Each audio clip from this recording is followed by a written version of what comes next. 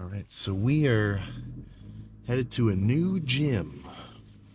Actually, not a new gym, an old gym.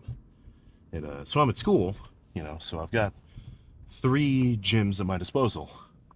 Technically four, but I haven't really gone to that other one. I don't know. I think I should actually look into it. It's pretty close. But I've got the school rec center, which is pretty good. A lot of machines. All the boys are there. Honestly, that's the college rec center. That is the gym which I have had the highest concentration of dogs. Like dudes who every day I actually go up to, dap them up.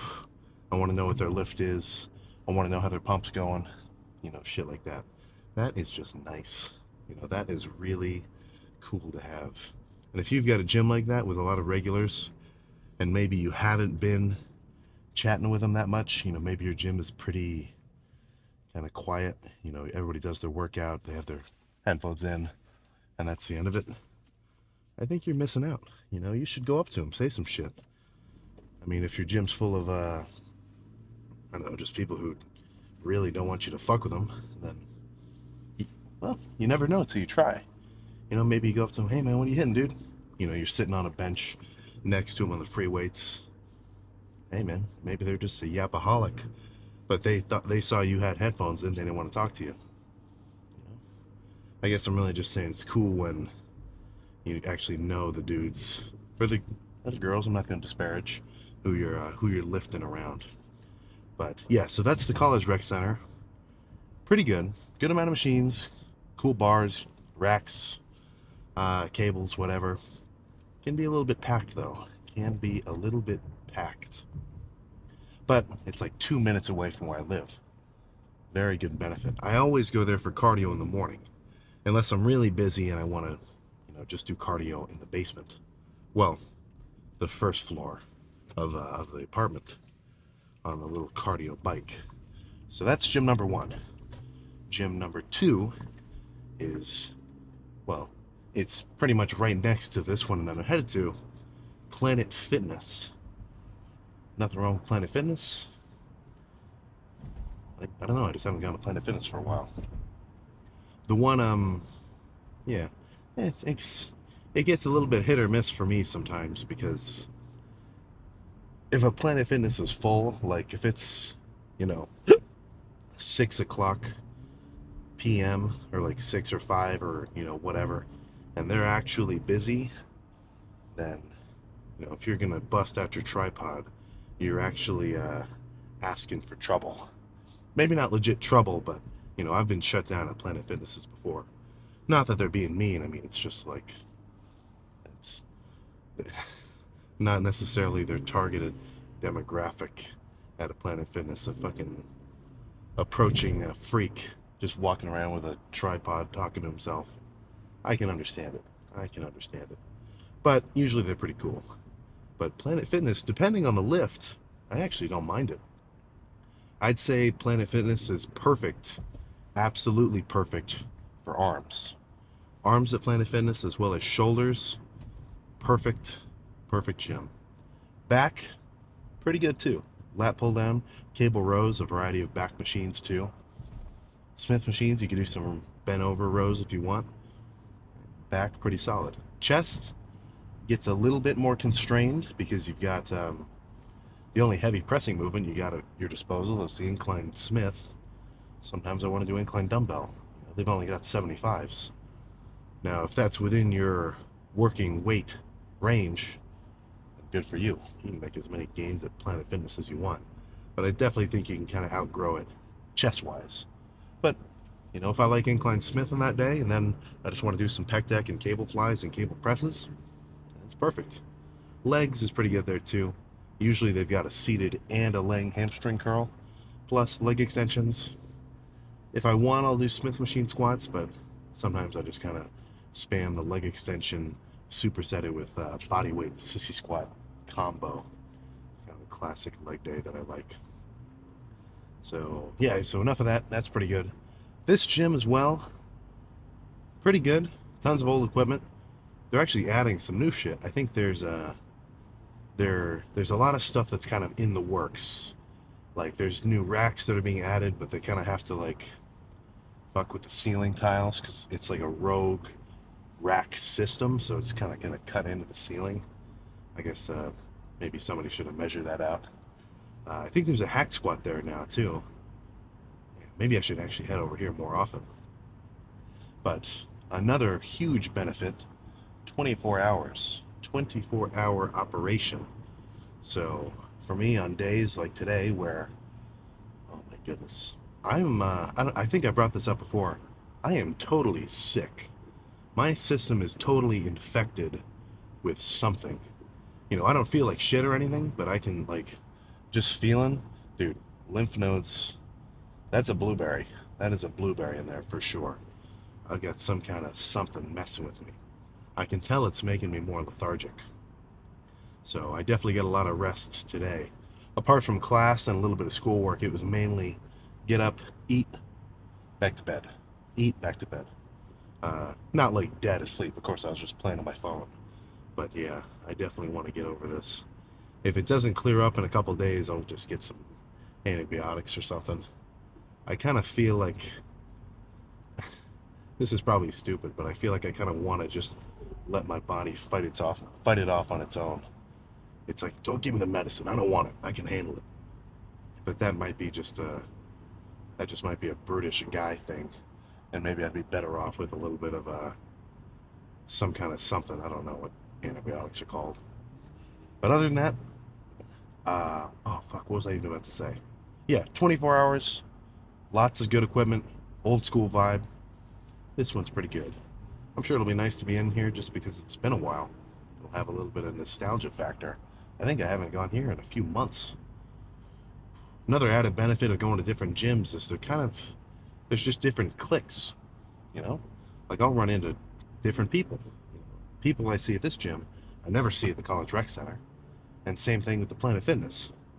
I will say I'm definitely more likely to run into cooler people at more serious gyms and not as much at like a P-Fit. Not saying it doesn't happen though, I'm just kind of making a little bit of an observation. But I haven't even talked about what the lift is going to be. It's back. So for back, I am planning on doing a lift which will follow the following, let's just say it'll hit the following criteria. I want to do some lighter, not lighter, but like moderate weight rows on either the seated cable or a machine and really squeeze. Like, I can tell a lot of my rows, I do lift a lot of weight and I have a ton of tension on my lats, which I do like. Like I like a set of cable rows where I'm throwing around the whole stack and I'm just destroying my back and I'm getting to the point where I can barely do any partials. I really do like that. I feel like it gives me a lot of fatigue, you know, a lot of tension, partials in the stretched position, right? Let me try to think of a couple other buzzwords that make it sound cool. But, you know, a really heavy set with partials, I like those. But I definitely noticed that my back gets more pumped, or at least I get a decent pump for sure, when after maybe a few sets like that, where I really load up the weight, load up a ton of tension on whatever I'm hitting. If after that I back off on weight a little bit and really focus on squeezing, like I could do 2 sets of pull downs where, you know, I throw the whole stack around, like at a plate, at like as much weight as I can do for, you know, 15 reps, maybe 5 partials at the end, and then go lighter and really squeeze. Like it almost feels, I don't know, I'm trying to think of a cool way to describe it. It's like when I do, it's probably easiest to think of a dumbbell curl. You know, if you're sitting here with whatever weight for curls, you can do the motion, you know, you can go from back and forth like this. But with a lot of my reps, especially with the lighter sets where I'm trying to focus on squeezing, I want to do the rep, of course, but when I get to the squeezed position, you know, for a bicep curl, it would be here. For a row or pull down, it'd be back here. Leg extensions, it would be when my leg is fully straightened, right? When I get to that fully contracted position, I want to get a little extra squeeze, just a little extra push. Even if it doesn't look like I'm actually moving the weight any further, that extra little squeeze is noticeably going to affect the pump that I get. Plus, the sets just feel more fatiguing. Not that I want to make my sets as difficult as possible for difficulty's sake, but if I do a set of dumbbell curls to failure, right? Let's say I go as heavy as I can go, and I don't try to squeeze it on top, maybe I could get 15 reps, just kind of throwing the weight around. But if I be a little bit more methodical with it, and I get that extra squeeze on top, and I get that extra squeeze every rep, then maybe I'll hit failure at 10 reps, So you got to think, those reps are more effective. Each one is doing more damage. I'm expending more energy because I hit failure quicker, That's kind of making me think that I want to chill out on my really heavy, quick sets of bench. I noticed this a couple chest days ago. Usually, I work up to my top set with the warm-ups, and then that first set is the first set really heavy, and I'm just throwing it around, and I get a ton of tension on my pecs. I mean, I'll start to get pumped up after 2 sets, but I definitely noticed that I really like the feeling of doing, a couple of working sets on incline Smith and going real slow and controlled. So, not that I think that is, guaranteed a better method, but it definitely adds to the idea that I want my training to be diverse. I don't want each lift to be the same as the last one. Not only in exercise selection, but, in set execution, right? Like, even if I did, so let's say I did the same back day, next back day. 2 sets of pull downs, 2 sets of machine rows, a set of pullover, and then another kind of row. Right? Let's say I do all those lifts today with as much weight as I can handle, just throw it all around, right? That's cool. Now let's fast forward to the next back day. I can do the same, oh my goodness, exercise selection, right? The same pull downs, rows, pullovers, other row, whatever. But if rather than throwing around the weight as like the main, variable that I'm trying to max out, instead I go a little bit more conservative with the weight and focus on really squeezing as hard as possible, I would consider that a totally different lift. Even if the reps were, the same. Even if I did 12 reps with a lighter weight really squeezing, or I did 12 reps with a heavy weight kind of throwing it around, just by doing it in that different way, I would consider that a completely different back day, So I guess really what I'm trying to say is make sure you change your shit up at least a little bit. Not that I think you have to shock the muscle, and like if you zoomed in on my freaking lats, they would say to you, holy, I've never done this before, fuck, I'm gonna grow. Oh, he's shocking me. Not that I think that exactly, but it would make sense. The whole point of your body, I mean, as a species, we're pretty fucking up there in terms of adapting to stress. So if you do the same workout with the same intensity and the same reps and the same weight day after day, you're not going to make any gains from that, because you're going to reach a point in your build where, okay, I'm used to this, I can handle this. This is just normal, right? Like the dude who just fucking wakes up every day, who does his business, comes back home, he's not making any gains because he's not stressing his system. The whole point of going into the gym and doing your little workout is to fucking give your body a stimulus where it says, holy shit, I gotta deal with this. I gotta go home, sleep, and put all this shit back together. And fuck, if he's gonna keep hitting my lats like this, I better toughen him up, make him bigger and stronger so he can handle it. Obviously, it's not like your lats are thinking like that, but that's a pretty good way to visualize it in your mind. I almost feel like that's kind of a motivating factor. Like even just thinking about it now, it's like I almost want to go into the gym and think to myself, all right, I want to hit my lats as differently and as crazily as I ever have before, to ensure that once I go home and get to bed, that they're going to have to do some serious recovering, So whatever you got to do, whatever you have to think about to get into that zone of wanting to demolish whatever muscle you're going to target that day, do it. Watch watch some Gojo hype TikTok edits, get in the zone, and say, "Holy shit, come on!" and then do whatever you're gonna do. So, still a couple of minutes out, but let's just get over there and get started.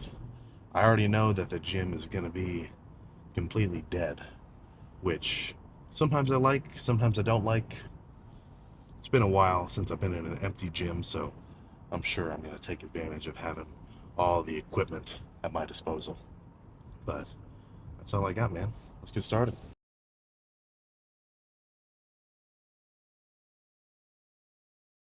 All right, not my absolute gnarliest back day, but a solid, I would call, progressive back day. It's definitely stimulated all sorts of pulling movements, or all sorts of pulling muscles on my rear torso. I mean, that's the whole point, man. You know, every day do some shit, progress. You know, when I'll bring this up every so often because I do get this comment a lot. It's like, what are your goals, man? What's the point of all this? You know, why the hell are you doing all this shit? You know, and I've covered this before. It's because I like it. You know, I found a thing where, oh shit, all right, I like doing this. And then not only do I like doing it, but it gives me, you know, it almost gives me dividends. Get to walk around jacked, which is pretty cool. You know, just get to have a thing that I'm proficient at. You know, who doesn't fucking want to be the best? And I don't mean that like a LeBron James, like, I want to be #1 in the world. Like, not that kind of shit. It's like, even when you're a kid, it's just hardwired in your brain, right? Everybody wants to be the dude who kicks the kickball over the fence. Everybody wants to be the dude who, when they draw something in art class, the teacher holds it up and says, guys, this is what you should be doing. You know, shit like that. You're just hardwired in your mind, you know, even subconsciously, you don't even have to think about it, where to be good at something, some kind of legit skill, right, that's just gonna make you feel good. You know, that's a satisfactory experience. So if you don't have anything like that, if you kind of have like an aimlessness that you feel a lot, where, you know, you go to work, you go to school, you play your games every day, you hang out with some buddies or whatever. Honestly, I mean, that's not fulfilling enough. That's not enough. At least, you know, I don't think it's enough. You've got to have something extra, you know, that kind of supersedes anyone else's opinion or anybody else's thoughts. You got to have something for you, which you can work on for a long time. And I'm not saying that you have to find it immediately, but, you know, I think if you have that kind of aimlessness, and honestly, I think a lot of people in, you know, my demographic, fucking youths, I feel like a lot of them have that. You know, you don't have a thing. You just kind of float around. You exist. And I think if you have that kind of aimlessness, that should be a call to action to at least start, I don't know, looking for something. You know, if you want cool shit to happen to you, then you've got to do shit. You know, you got to at least go, you know, try whatever, right? If you like, I don't know what you might like. If you like digital, if you like music or whatever, you know, fucking download a free, download a free DAW and start trying to make beats or something, you know, or just whatever, right? You're never gonna know if you don't try. I think I just got lucky because it didn't take me long to find some shit where I'm like, okay, I want to do this every day, every year, 4 years on end. So I got a little bit lucky. Something about it had a quick connection between, well, I don't know. For me, with all this lifting stuff, I think it's just a combination of aptitude as well as, you know, enjoyment. So something about it, it's not a challenge for me to just get up, go to the gym, have a crazy lift, come home and, you know, be happy with it. Honestly, I'm happy if that's my whole day, and the rest of it I just get to chill, you know, or just, you know, do whatever I have to do. So if you can find something like that, it doesn't have to be lifting, but obviously since I'm talking about it in a video, I'm gonna circle it around to lifting. If you can find something like that, then that is gonna put you on a good track to, you know, contentment I mean, you got to do something. You can't just float around. You know, I feel like Joey Diaz. You know, anybody who doesn't do nothing, they don't do nothing. Now, unlike Joey Diaz, I'm not going to say, do heroin, but you get what I'm saying. Everybody has some kind of itch for some kind of something, and it's your responsibility to find out what that is. It's not just going to get handed to you for sure, or else everybody would be walking around honky-dory. Well, I get to do what I want every day and it's fun. I mean, you might have to take a look at your own situation and think, okay, I better change some shit up. And that might not just be like, okay, I better find something to do, or I think a lot of it is about your attitude too. How you kind of perceive yourself, others, and whatever, it's gonna determine a lot about how you feel, and that's gonna reflect almost directly with, what you do and how well you do it. Are you where you are because of how you act, or are you acting how you act because of where you are?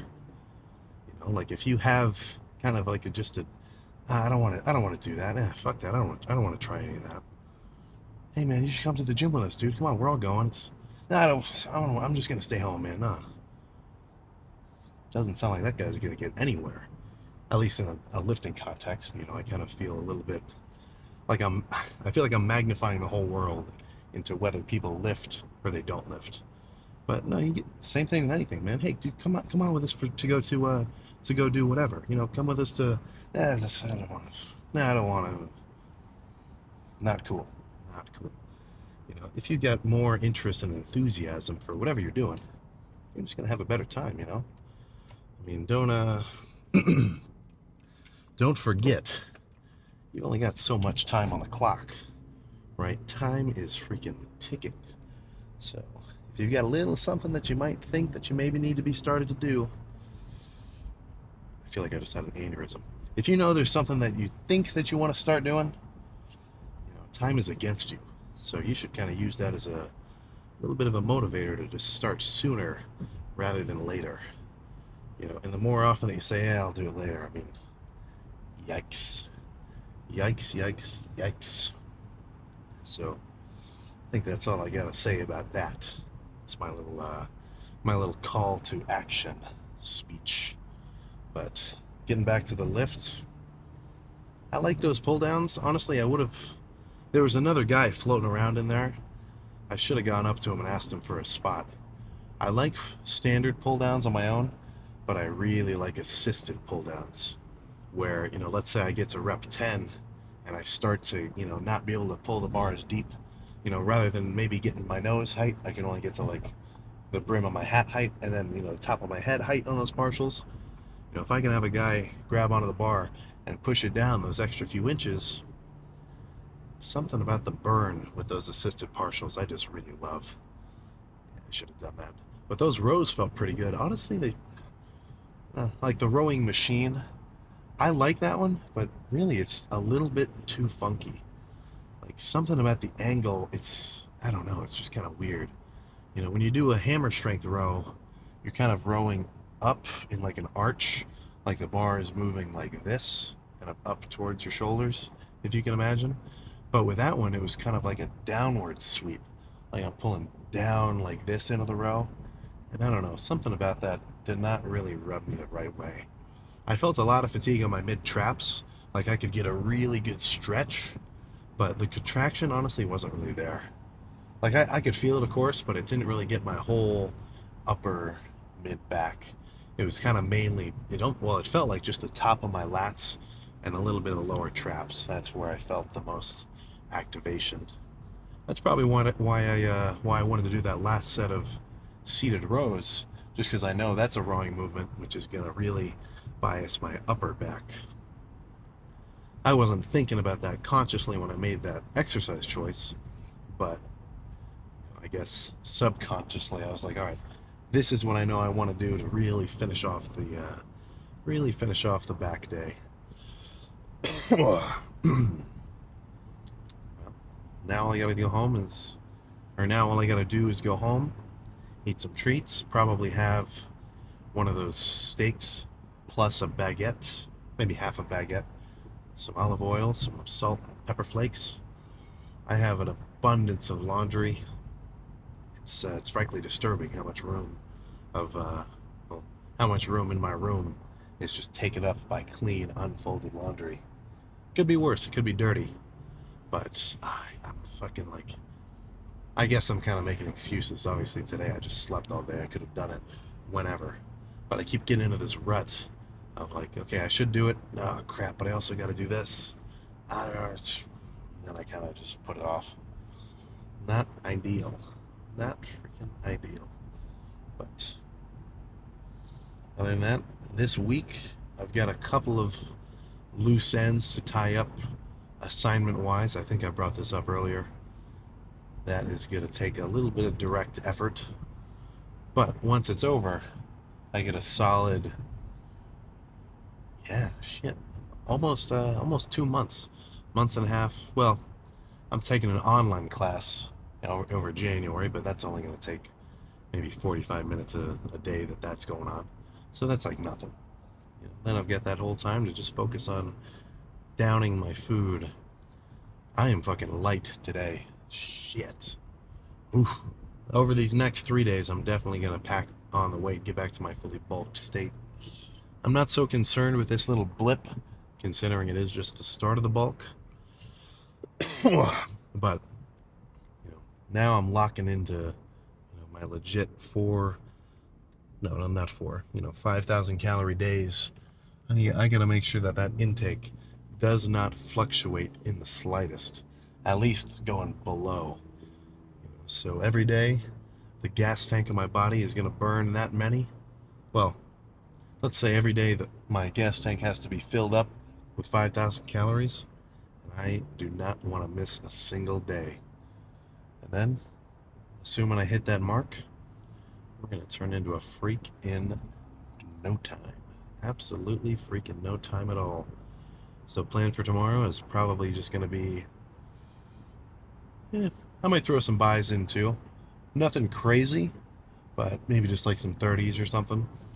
So that'll be a full arm pump, and then definitely going to add some forearms too. I might chill out on the back of my forearms, like this kind of shit. These little, oh, that's kind of funky right there. All this, but I really want to build up this bottom part, way down here. Like I want that to be absolutely awe-inspiring of a forearm. If you want some hype to see just how crazy forearms can look, I got 2 words for you: Lee Priest. Whoa! Holy shit! I guess in a more recent sense, Ramon Dino, but since he's like a tall dude, the proportions make his forearms look a little bit more normal, even though they are bigger than your calves. They're probably bigger than my calves too. Holy shit. There's freaks out there, man. Try to catch up to them in any way you can. And I think that's all I gotta say. I think this ended up being a long one too. We're back to regularly scheduled clips, at least until the next, trip to wherever, when I've got to record some of these in advance. But full day of eating, it will happen. I am a little bit busy for the next little while, so it might not happen this week, but don't worry, I'll get you a couple as this bulk progresses. I'm sure you'll love to see what kind of random treats I throw down the gullet. So now all I gotta do is go home, probably sit in the shower for a while, get a little bit decongested. I would love a sauna or like a steam room. That would do me good right now, but what are you gonna do? So, down my vitamins, meal, probably another meal as well, get some rest, and then tomorrow, do all my normal shit. Arms in the evening, cardio in the morning, obviously. We'll just leave it at that. And, fuck, man, that's the end of it. Let's keep this bulk running strong. 260 in no time. So, I'll fucking see you next time.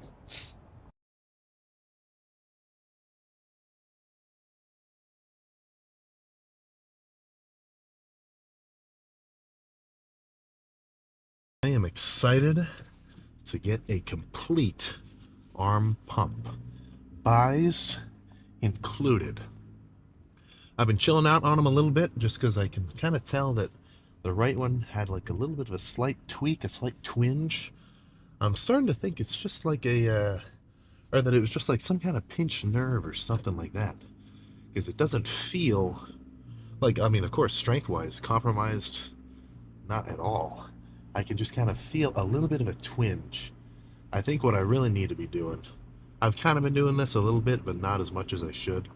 I need like a wooden, like a dowel or like something, like a lacrosse ball style. Maybe I'll get one of those, like, massage guns. That'd probably do me some good too. And just fucking drill into it, break up whatever's been going on down there. The only other kind of recurring twinge that I seem to have kind of come in and out of my training is this forearm right in here, kind of where the forearm, like this kind of chunk of meat starts to meet the elbow. Something about in there, every so often it'll get kind of rough, where sometimes curling will fuck with it, or even pressing, which really sucks.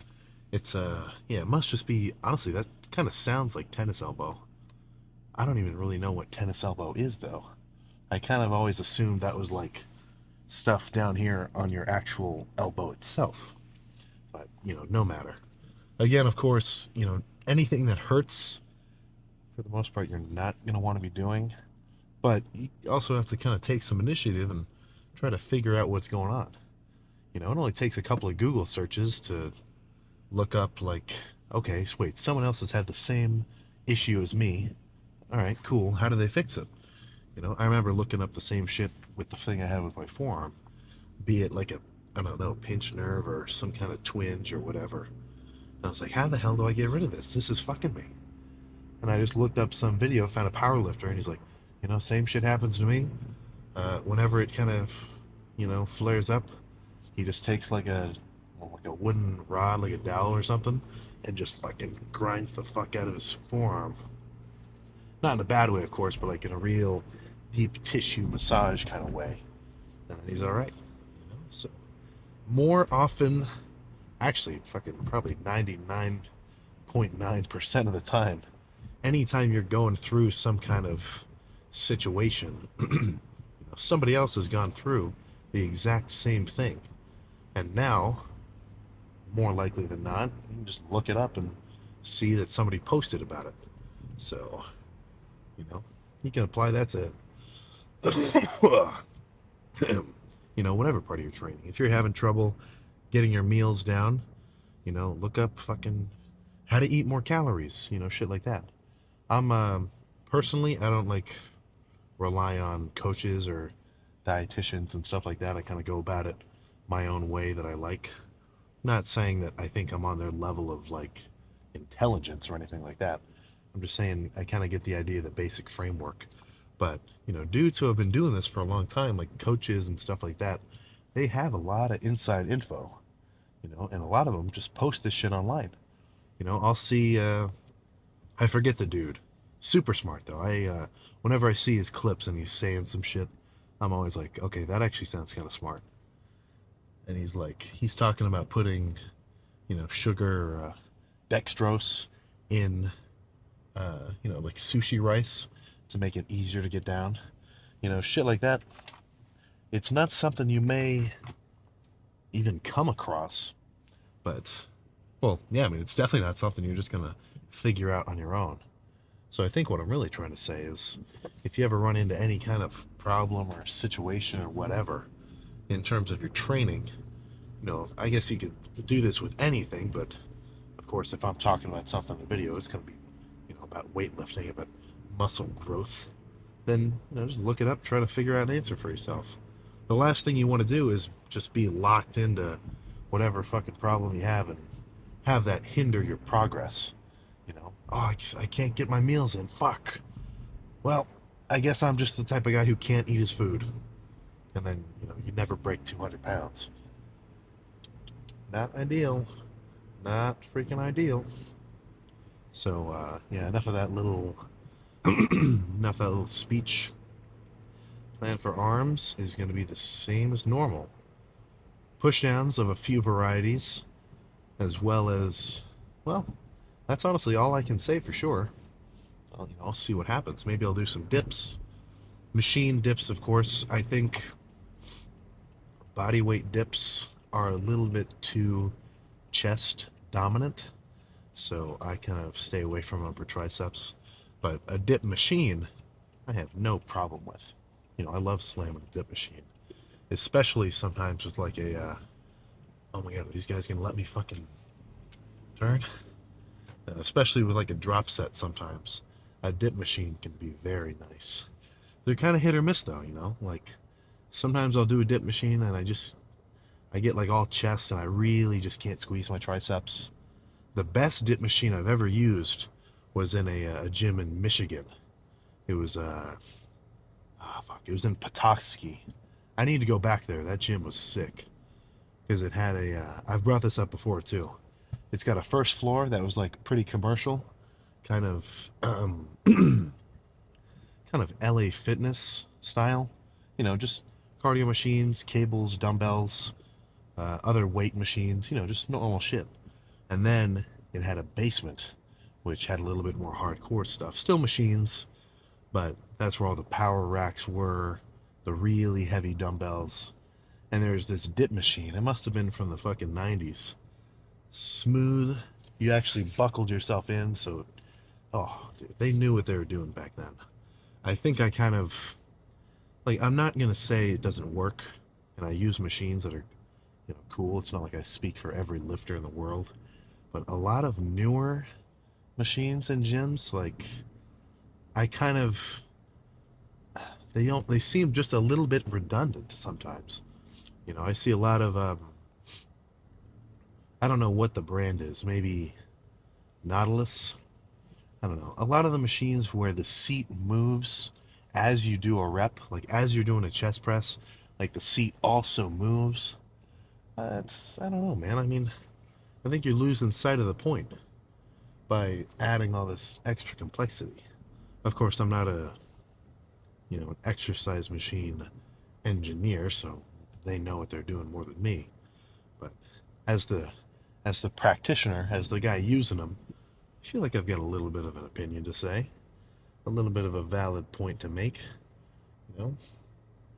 Plus, I mean, I'm sure you've noticed, if you've used an old pec deck, real simple, just metal handles, it's got the cable stack, adjusts, and that's it. Real simple. Usually, man, I like those better. Just better feel, something that's, can't beat the basics. Cannot beat the basics. But, let's get back to the training. So, push downs, yeah, single arm, double arm, rope, straight bar, overhead dumbbell for sure. What else? Yes, we'll see. Probably 5-6 sets, as many as I feel is enough to stimulate some growth, plus get a full pump. It's not like I just get a pump and then I say, okay, the lift is over. I kind of base it off of like how hard the sets were, how fatigued I am, just kind of overall subjective, grading of how the lift just went. And that's kind of based off of, years upon years of lifts. So after tries are done, buys is just going to be the same thing, but, with curls. Right? Dumbbell, easy bar, cable, preacher, we'll just have to see. I am open to, what am I open to? Inspiration? No, that doesn't sound right. You get the idea. I got a basic gist of what I'm going to do, but I'm not locked into any specific movements or exercises or reps or styles or whatever. Once I get in there and I kind of see how I feel, I'll kind of use that as a starting point to decide, okay, I know a set of standing dumbbell curls is going to feel pretty good right now. And a set of preacher curls, that might not feel that might not be that good. Maybe I'll skip those and do, something else. And I think that just kind of comes with training experience.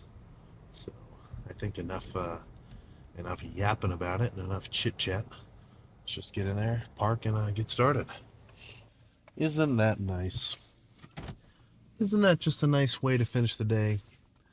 A cheeky little arm pump, some heavy curls, some heavy pushdowns, some assisted reps beyond failure.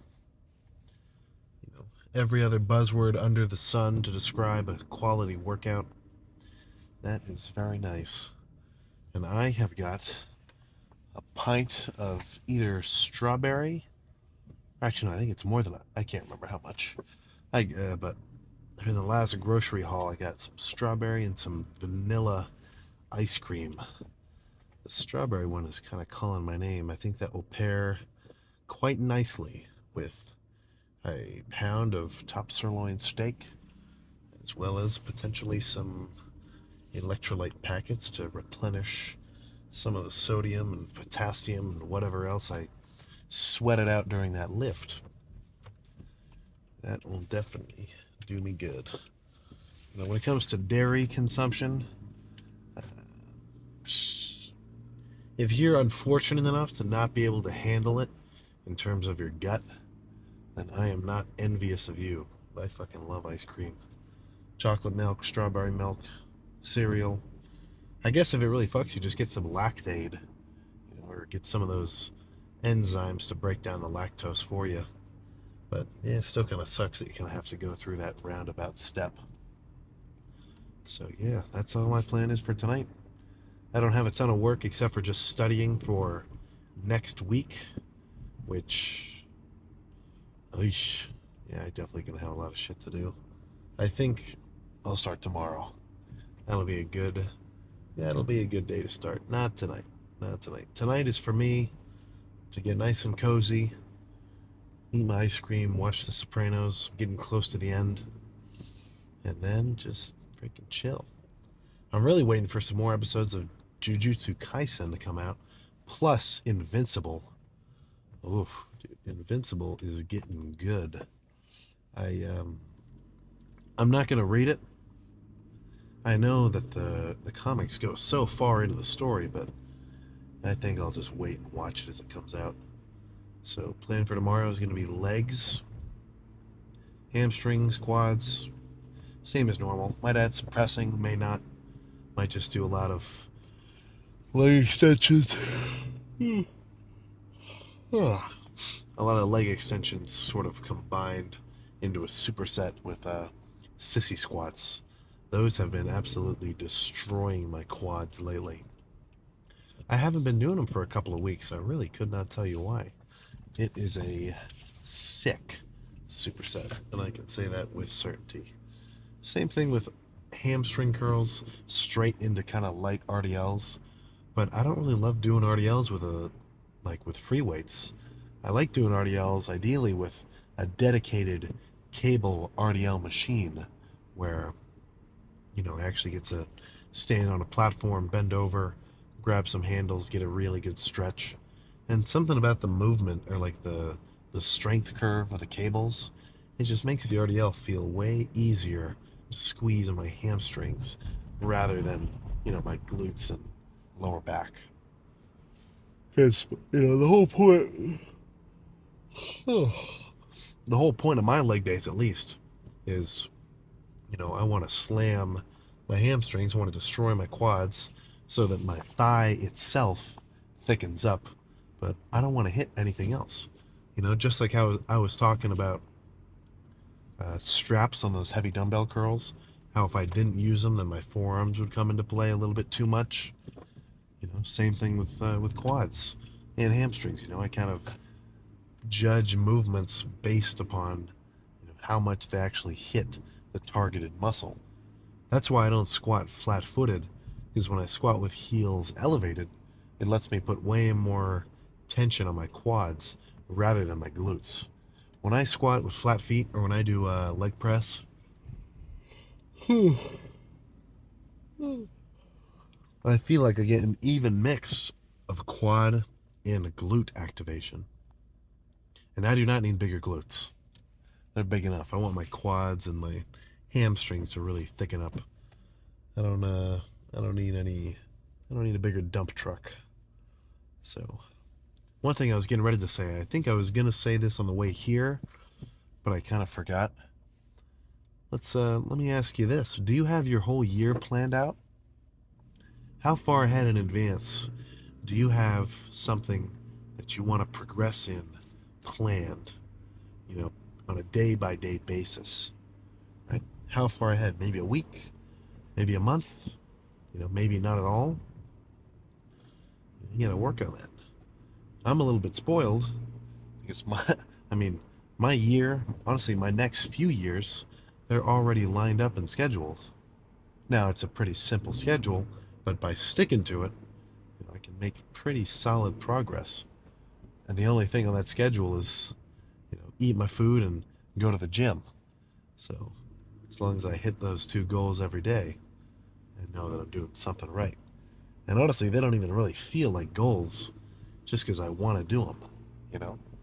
Like if somebody didn't even care about working out at all and they were like forced to, do all these lifts and eat all their food and track their macros and whatever, if they didn't actually want to do it, dude, this shit would be a fucking challenge, you know? But if you actually want results, then you should be able to have the kind of firm enough grasp on reality to understand that your effort in, going to the gym, doing your macros, eating your meals, hitting your protein, whatever else, all that shit is going to correlate directly with your fucking progress. So it should hype you up to do it. That's how I feel about the matter, at least. But now I just get to go home, eat, chill, maybe fold my laundry, maybe not. It's not going to affect the pump. And then I get cardio in the morning. I'm definitely going to be ready for bed after I finish my meals. So that's all I got. I'll see you next time. First. And usually, well, I don't know. It kind of depends. Right? If I've got a bunch of schoolwork or projects and studying,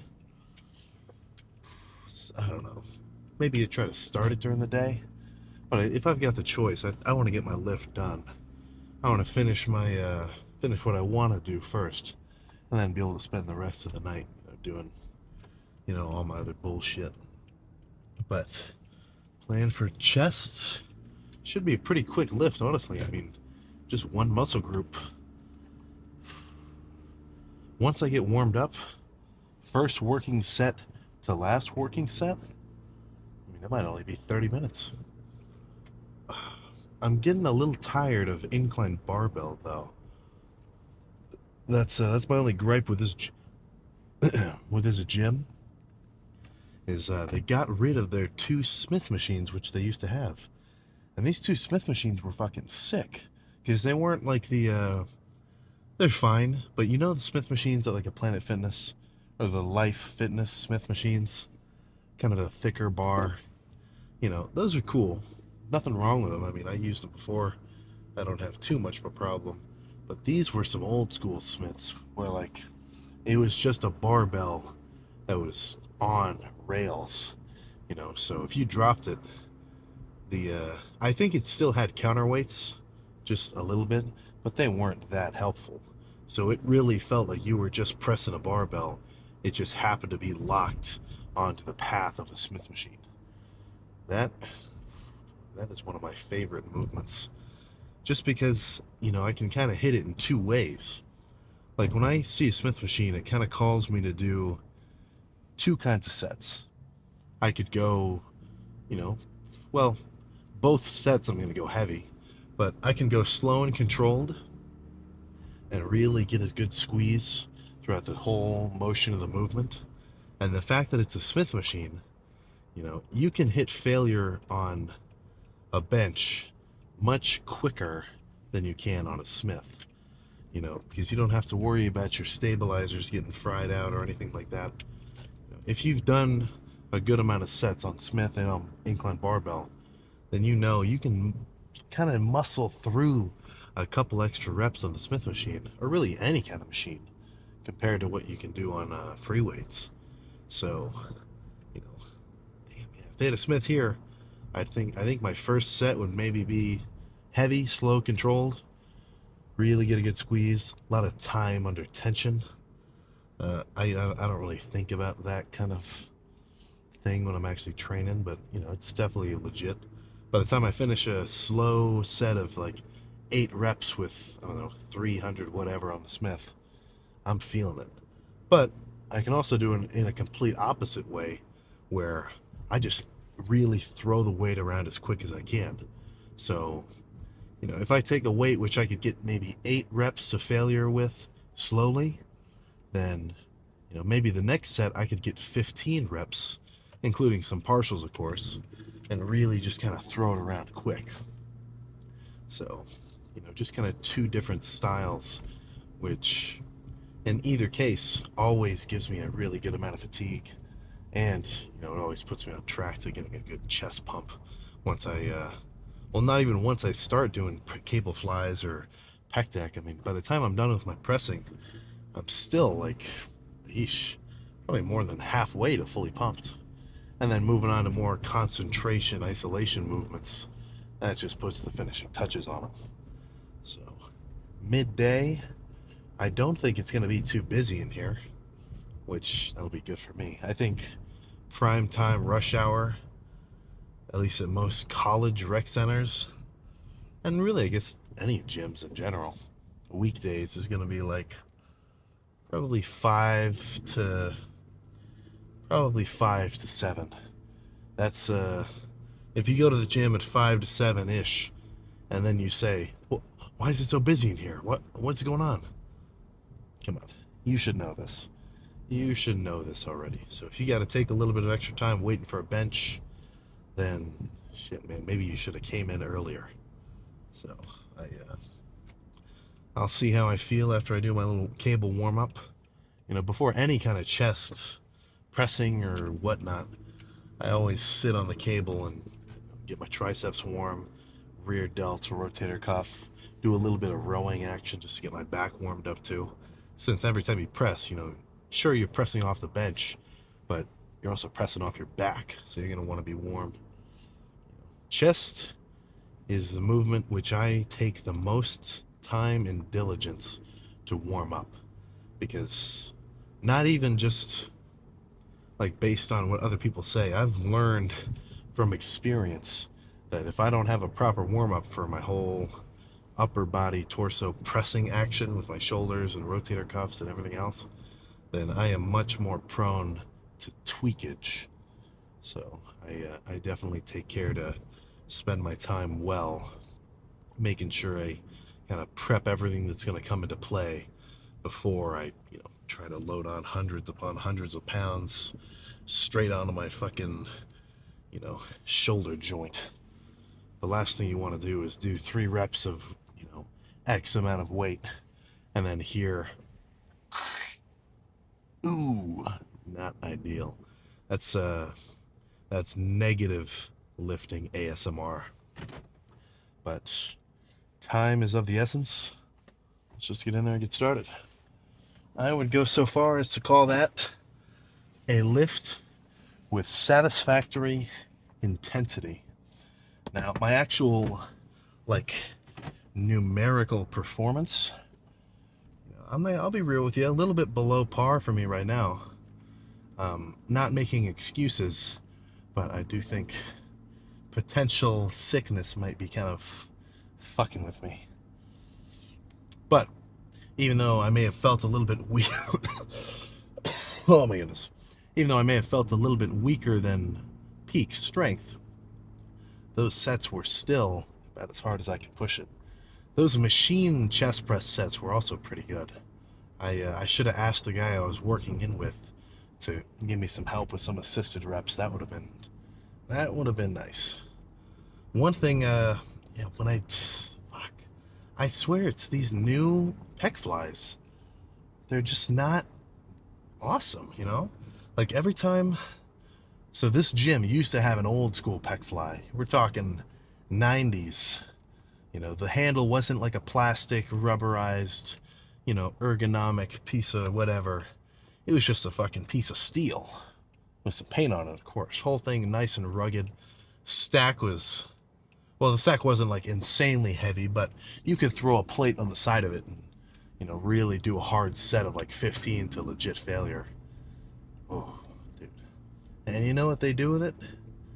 Eh, we, I swear they must have just thought, it's kind of dirty, it's old, it's all grungy. Let's replace it with a brand spanking new one.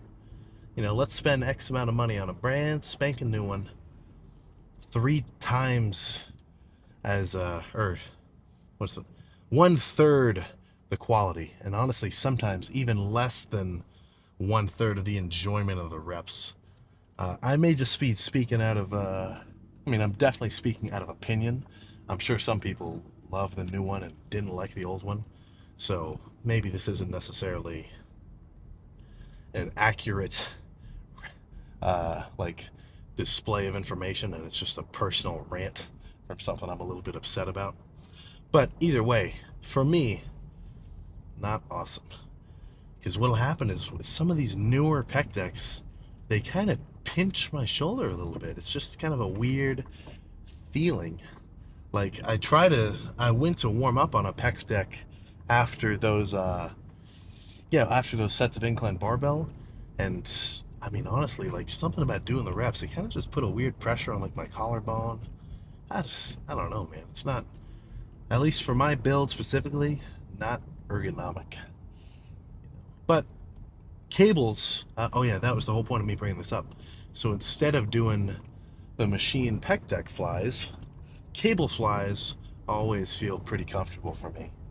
So if you got a pec deck that you don't really love, bust some cable flies out. Cannot beat the basics. Cable flies are pretty freaking cool. And they kind of have like pec decks are cool. It's kind of constant tension just because of the way the like machine and the pulley and the lever arm works. Like if you were to put a scale on your palm in between your hand and the handle, when you're down here, if you lift the weight, it'll be the same amount of force as up here for the most part. Some of these new fancier I don't know what they're called. They have kind of like adjustable strength curves for the machine. But for the most part, with a pec deck, the force is pretty linear throughout the motion. But I don't know if you can really understand where I'm coming from with this, but when you do cable flies with the cables right out to your left and right side, and you're standing right in the middle, it's something about that strength curve. I love it because, the tension on my pecs, it's kind of, I don't know, when I get to the top of the rep, I'm pulling the handles directly towards each other like this, so my shoulders can't come into play, nothing, it's all chest. And then it gets lighter progressively as I get over here, because more and more of the force isn't being, transferred to my pecs themselves. It's just, in my shoulder blade and kind of through like my skeletal system. So in my mind, I'm kind of envisioning what I'm talking about. So if you can't really follow it, I don't blame you. But this is another kind of point that I don't know how many times I've said this, but definitely worth thinking about.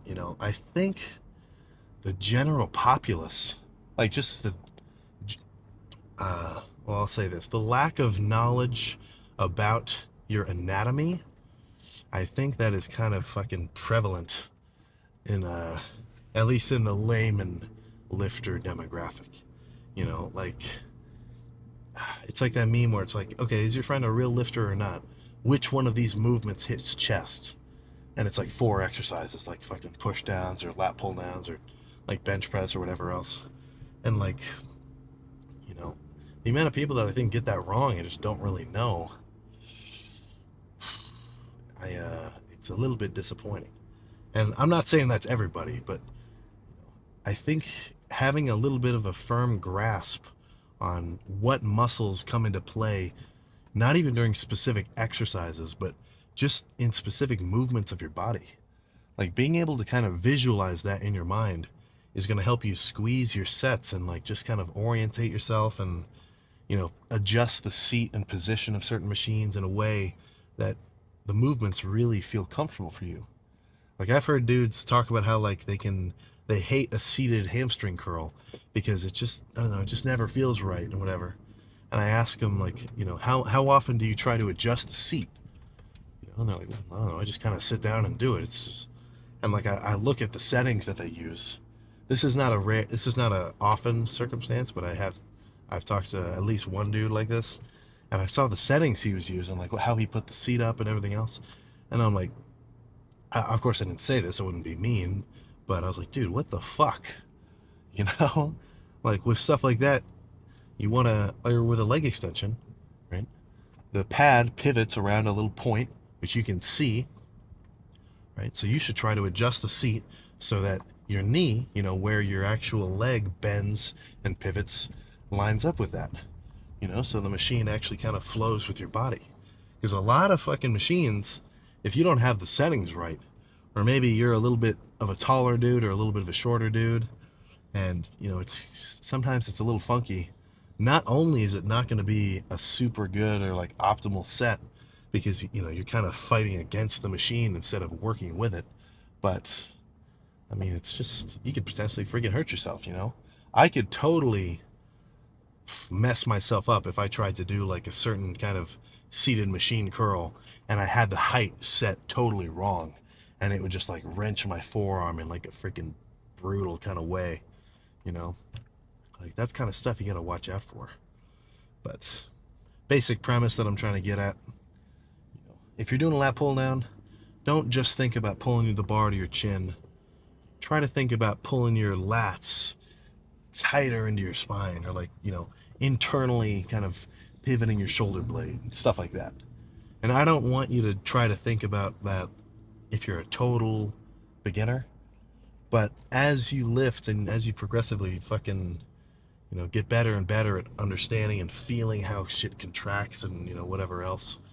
I mean, at this point now, every day I end up re-watching my workouts because I got to go back and edit the videos. And while I'm watching the set, whether or not this is a good thing or a bad thing, like if I'm doing pull downs, I'll kind of like fucking instinctively like tighten my lats behind me. Or as I'm, oh man, yeah, I was just kind of daydreaming in class. We were watching some presentations and it didn't necessarily require 100% attention. So like a little bit of a delinquent, I was kind of dozing off. And while I was half asleep, I was kind of dreaming that I was doing leg extensions, Like when you get to the point that when you dream, you literally dream about the lift that you're going to do the next day. And you're like, in your mind, you almost like feel yourself doing the sets and stuff like that. I mean, I won't say that's a good sign, but I will say that's probably correlated with a lot of training experience and training obsession, which in the context of long-term progress, those are some good traits to freaking have. I believe that firmly. So plan now is get to this last class. Only a little bit late. I'm gonna go home, park, and zip over on the electric bike, which I know is kind of redundant because I always hype up doing cardio, but I don't think so. It's like we all know how annoying it is when somebody's like, oh, you want to help move this, that, and the other? I mean, get your workout in for the day? No, come on, right? I want to do my cardio in a dedicated time, in a dedicated session, and the rest of the day, dude, I want to fucking chill, right? It's not a rare circumstance for you to see me take the elevator up one flight of steps. So, again, whether or not that's a good thing or a bad thing, whatever. That's how I roll. But that's all I got. Solid chest day. I can tell I'm probably going to feel it a little bit in the morning, potentially. Not that that's, necessarily a sign that it was a good lift or a bad lift, but just kind of based on the kind of fatigue and burn I'm feeling now, I might feel just a little bit of tenderness tomorrow. So, cardio in the morning, followed by a back workout in the evening, which I'm pretty hyped up about. I'm going to make sure I slam some, I don't know what I want to slam. I'm not sure what gym I'm going to go to tomorrow either, so that'll kind of determine what the lift looks like. If I go hit up Metro Fitness, then I'm definitely going to get some hammer strength pull downs and rows and stuff like that. But if I just go to the Y, then it's going to be a lot of single arm cable pull downs and maybe some machine rows, and I might add some dumbbell rows in too. I feel like I've been skipping those for a little bit too long. I don't love them, but I do love training variability. So don't let your workouts get too stale. But that's enough of my little ramble. Go eat your food, go do your cardio, go lift your weights. Holy, I folded all my laundry, can you believe it? Oh my god. I put it all out in my bed so I would have to fold it before I could go to sleep. Put on the first part of Berserk Redux. Got about halfway through it before I was done. I got a good night's rest last night. So, all right, now I'm really just rambling. I'll see you next time, man. I think I need to be wearing a gosh dang Planet Fitness shirt. We're doing 2 Planet Fitness days back to back. And honestly, I mean, these are probably the 2 days which I would like to go to Planet Fitness the most for. So yesterday was back. They've got normal pull downs, cable rows, machine rows, just general cable stacks. I can get a pretty solid, sophisticated, perfectly executed back workout with those pieces of equipment at my disposal. Honestly, I mean, if I just had a pull-up bar and, well, I guess that wouldn't be ideal. But if all I had was a pull-up bar and, like, I don't know, maybe something heavy, weights or, I don't know, whatever, you could come up with a home gym cinder block looking dumbbell and do some heavy dumbbell rows. I think you could build a pretty good back. You don't need too much for back. Like, as long as you can do some shit where you pull like this or pull like this with load, I think you're doing something right. So no matter how many different kinds of pull downs or pullovers and rows that I do, at the end of the day, all of those movements are still just, here to here or here to here, with some variation in angle and also, weight and style of set, but you get what I'm saying. If you can break down a muscle group into the core components of what you have to do to stimulate that muscle, then it's going to make it much easier for you to kind of come up with, I don't want to say new workouts, but sort of understand what exercises make sense at certain times and, which ones you kind of want to flow through while you're lifting. So when it comes to triceps, I was about to say chest. When it comes to triceps and bis, I mean, pretty basic activation in terms of what the muscle's contraction does, right? When you fucking flex your biceps, you bend your arm. When you flex your triceps, you straighten your arm. So no matter what kind of movements you do, as long as you fulfill that little requirement, you're probably doing something right. Couple that with a good amount of weight plus a burn, and then you finish your however many sets with a good pump, I think you're in the green zone. I think you're in the green for growth zone. So triceps probably going to be just the same shit as normal, yeah, push downs, single arm, double arm, maybe a little bit of a rope just for a squeeze. I really like sometimes doing some underhanded D-handle extensions, kind of rope style. I'll probably, if I do them, I'll explain them when I do them. And then overhead dumbbell just to really stretch the long head. And after, however many sets of that, fucking probably 6-ish, I'll be able to call it. Say triceps have been pumped into oblivion. And then just move on to bis. And bis are much simpler, whether or not I want to do dumbbells or cables or easy bar or machine curls, like I was just saying a second ago, here to here, right? I'll do different curls too, just because a dumbbell curl is going to feel different than like a machine curl, or maybe I'll be able to do the reps a little bit slower and controlled on a cable and get a much better squeeze.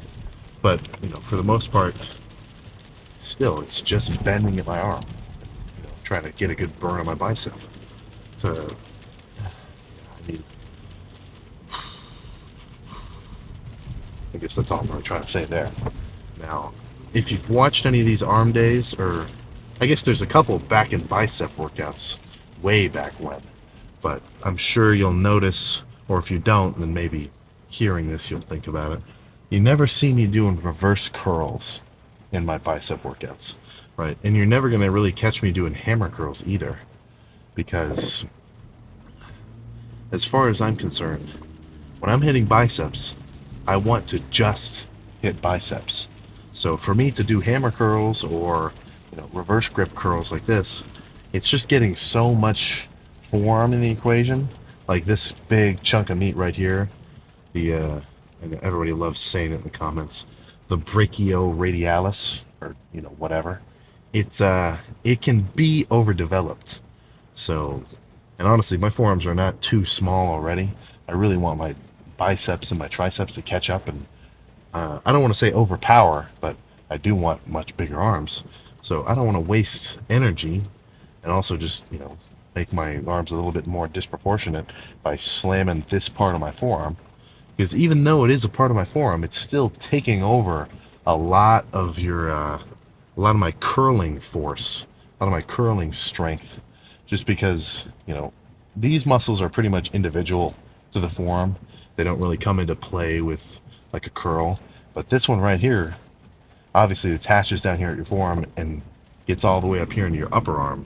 So that's why when you do a reverse curl like that, you know, you can actually work that back part of your forearm. But I guess main point I'm trying to say, when I'm hitting buys, I just want to hit buys. So if I wanted to do some direct forearm work like that, maybe at the end of the workout I would, but that's just kind of something which you're going to have to look at your own build and think, all right, what's ahead of the game? Forearms, biceps, tries, whatever. Try to get everything in proportion.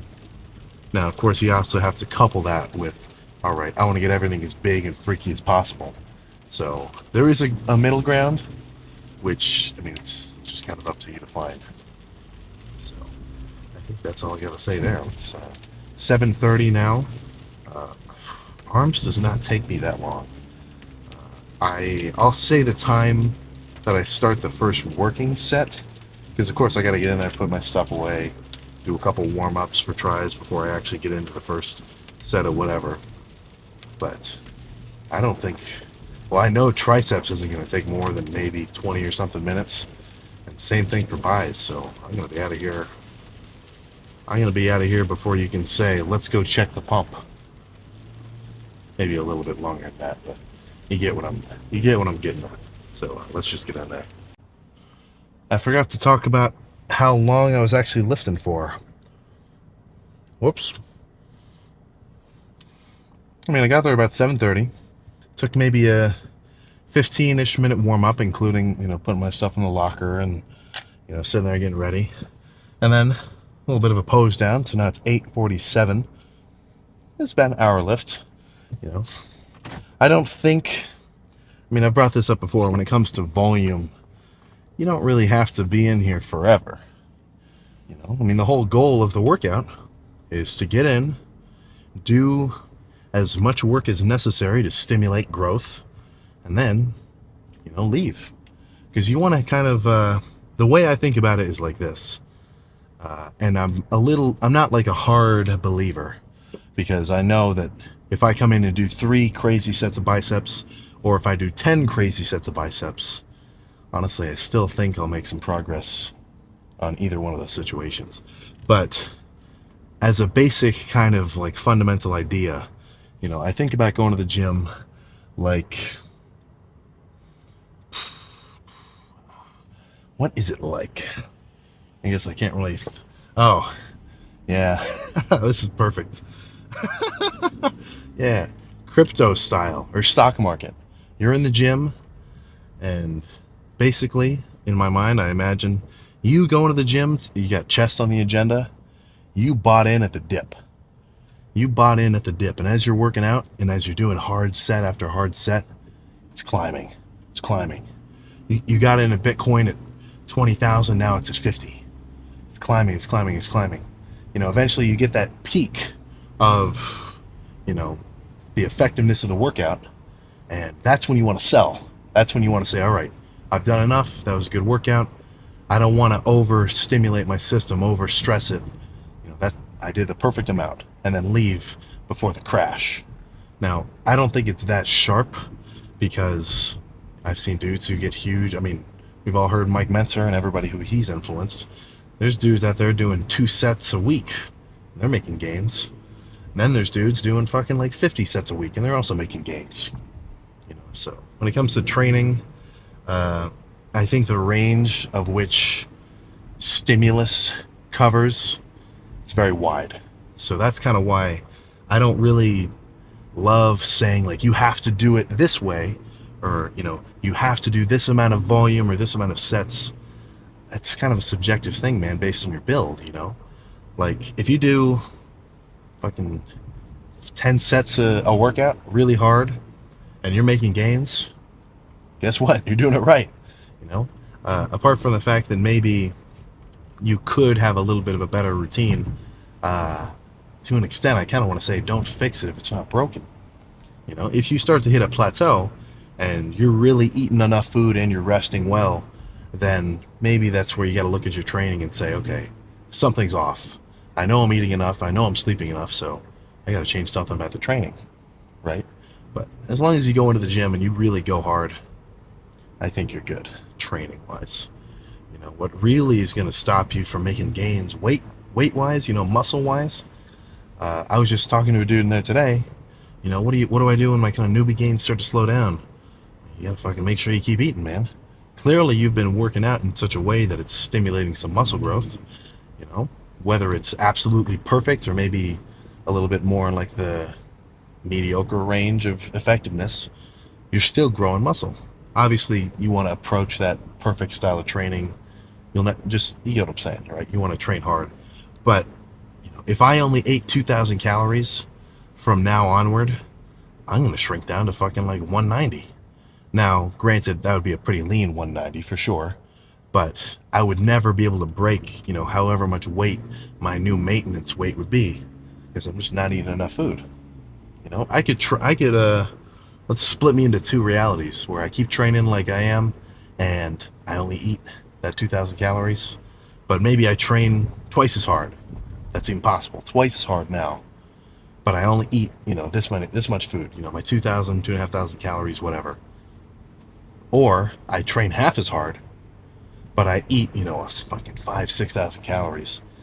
That dude training half as hard, but he's eating, he's going to get a little bit bigger. Now that is not an excuse, right? I do not want you to take that as though you should not train hard and just try to eat all the time. That is not what I'm saying at all. All I'm trying to emphasize is the fact that the amount of food and calories you get in your system, that's the number one factor which is going to determine any weight-based changes on your frame. Of course, when you combine that with weight training, muscle building, hypertrophy training, then in a bulking context, gaining weight, that means gaining muscle plus some blubber too. You get a little fat on you. That's just the nature of gaining weight and being in a legit surplus. Though you can mitigate some of that fat gain by doing your daily cardio. In my opinion, 30 minutes fasted or unfasted in the morning, a couple hours at least before your actual workout, maybe 5 or 6 at the minimum is probably the best case scenario. But if you're trying to cut down, again, in a muscle bodybuilding context, you're just trying to lose body fat, and your training, that stimulus on your muscles is going to, keep them from atrophying and shrinking down. So do not underestimate the power of food, and do not overestimate your ability to eat.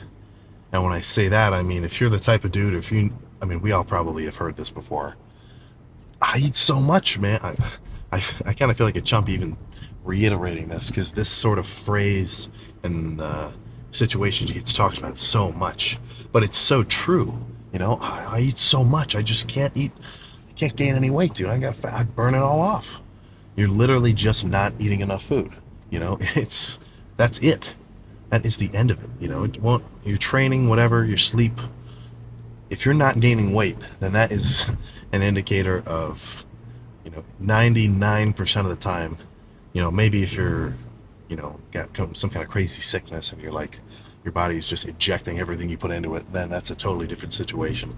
But if you're just a normal dude, you're feeling good, whatever, the only reason you're not gaining size is lack of calories, lack of high quality protein combined with fats and carbs. So that's on you, man. That is on you. You got to start scarfing down some more Uncrustables, some more whatever, man. Cereal, treats, protein shakes with 4 Reese's cups blended into it with whole milk. I just downed a half gallon of strawberry milk, and I tell you what, the strawberry milk goes down pretty easy. I think I might make there might be a little bit of a paradigm shift as I'll transition into a little bit of a strawberry milk phase. But whatever you got to do, I do see a lot of comments. How can he eat that much sugar and not get diabetes?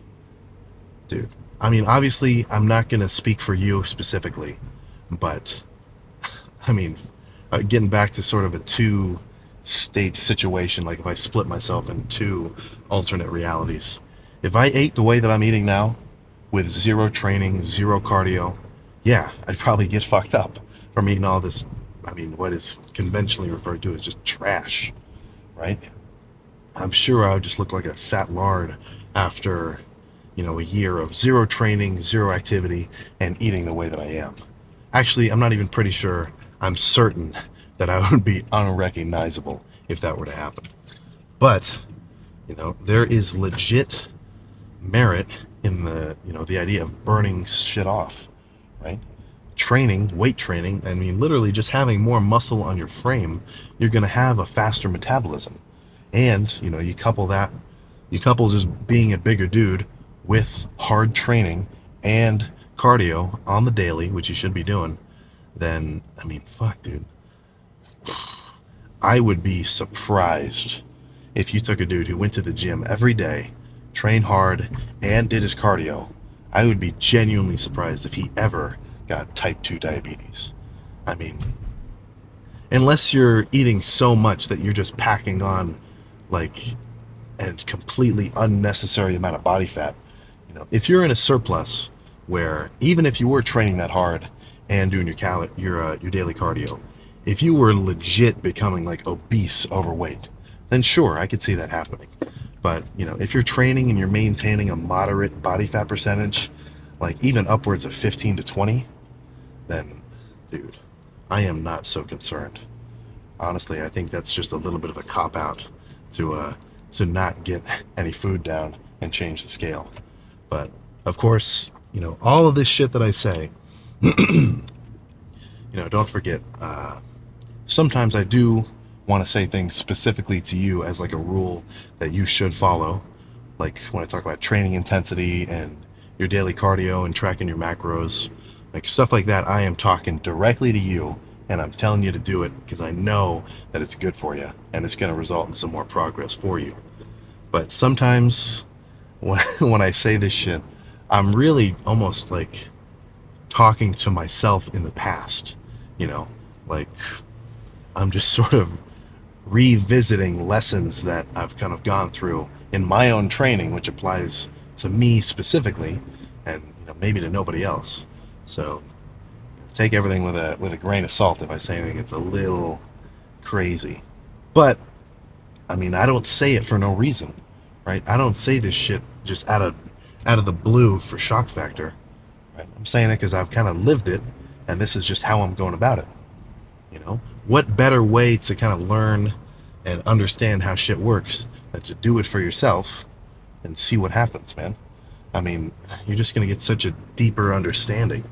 Like, if you took a dude who actually tried to figure out his macros, tracking it every day, how much calories he needs to, let's say he does this for like years, how many calories he needs to gain weight, how many calories he needs to lose weight, trying different styles of training, figuring out what works best for him. he is going to have such an easier time making progress than some dude who just watches a bunch of, random ass videos telling him how to do it. Hands-on learning experience, trial and error, you know, cause and effect. That is what's going to teach you more than any, fucking, well, fitness guru or anybody that you could watch a video on. Now, that's not to say that there's no merit in those kind of videos, of course. I would never say that. There's all sorts of crazy ass baller information out there. But it is your responsibility to use that as a tool and be able to filter out, like, okay, this is fucking stupid. This guy's nuts. I have no idea what he's talking about. Or, all right, well, that's kind of starting to make sense. I can kind of understand where he's getting at. I can apply a little bit of logic in my brain and say, I like that. That actually seems like it might work. And then that's sort of like a filter which you can use to say, all right, I'm going to try this. And again, it's kind of your responsibility to not just do it for like 3 days and then say, fuck it. This stuff takes time. There is no, apart from like going from absolutely carb depleted to eating like 500 grams of carbs worth of sherbet, candies, sweets, and Gatorades, and like carbing up overnight like that. Apart from like a random ass situation there, you are never going to look different on a day-to-day basis, at least not by any marginal sense. So if you try something or whatever, maybe you want to try fasting. You want to try some shit for your diet where you wait until 3 o'clock to eat, and then that's your little window before you go to bed. Or, maybe you want to try a new kind of split or a new training style or whatever. Like, it's good to try new shit, even if it might be wrong, just to go through the process and see what happened. Like, that is going to be good for you. But you have to actually be able to do it for a little bit. Right? I've never seen somebody big and impressive and, seen them in the gym, and every time I talk to them, like week to week, they're telling me, oh, I'm trying a new Arnold split. And then the next week, dude, I'm on that Mike Mentzer shit right now. I'm doing 2 sets a week. And then the week after that, he's like, dude, I'm on some Russian high volume 10 by 10 training. I don't know, man. I'm just saying, I've never seen anything like that before. It's the dudes who can just come in and be comfortable doing the same kind of shit over and over again, and maybe make adjustments along the way. Those guys are going to be the dudes who are legit packing on lean tissue, serious beef, becoming absolute monoliths of muscle. So we're getting a little ranty with this one, but there's probably some good intel in there for you if you could decipher it. But I gotta go home, finish the Papa John's pizza I ordered. Half pepperoni and banana pepper. Dude, I don't know. I should have got pepperoni on the other side too. I just got pineapple. It's been a while since I've had pineapple on pizza, and without something salty, it's just a little too sweet. But of course, calories are calories. It's still going into the system. So I'll freaking see you next time. It is the 11th hour. Well, I guess it's actually really the 8th hour, but Planet Fitness closes at 9. I was gonna go to a different gym, but they closed at 8, and by the time I woke up from my nap, it was already like, 6:55.